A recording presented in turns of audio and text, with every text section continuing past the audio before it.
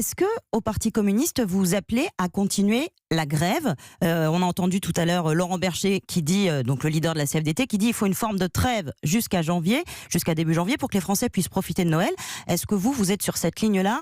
Faisons une pause pour que les gens puissent circuler et fêter Noël correctement avec leur famille. C'est aux syndicats de définir les formes de la mobilisation. Et d'ailleurs, ça n'est pas aux partis politiques de dire comment les syndicats doivent décider de leur forme de mobilisation. Nous ne l'avons jamais fait d'ailleurs.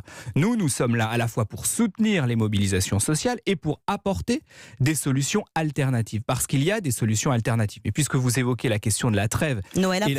la question de Noël, personne ne peut souhaiter le blocage. Simplement, la responsabilité du blocage, aujourd'hui, c'est la responsabilité du gouvernement. C'est pas les grévistes. Et d'ailleurs, non, c'est la responsabilité du gouvernement. C'est le gouvernement qui a fait le choix de présenter cette réforme à quelques semaines de Noël. Et d'ailleurs, quand on interroge les Français et qu'on leur demande qui est responsable de la situation, dans leur grosse majorité, ils disent que c'est la responsabilité du gouvernement. Donc le gouvernement ne peut pas se défausser sur les syndicats. En tout cas, vous ne dites pas aux syndicats, une petite pause à Noël, quitte à reprendre en janvier, ce qui est le principe d'une trêve. Je dis au gouvernement de mettre sa réforme au frigo afin que le climat puisse s'apaiser.